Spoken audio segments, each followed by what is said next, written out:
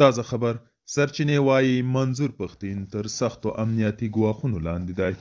سلام، وخت مو بخیر. پام وکړئ د نن ورځې تازه خبر ته.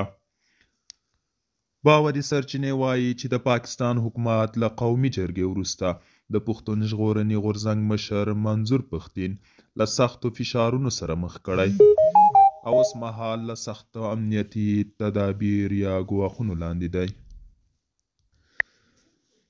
د سرچینو د معلوماتو له مخې پښتین د ترور ډلې هدف ګرځېدلی، خو دا یې نه ده روښانه کړې چې دا ډله څوک ده. تر دې وړاندې بیا پښتون ژغورنې غورځنګ ویلي وو چې پښتون ته د هر ډول زیان رسېدو مسؤلیت به د پاکستان حکومت په غاړه به وي. دوستانو، دا و د نن ورځې چمتو کلی خبر.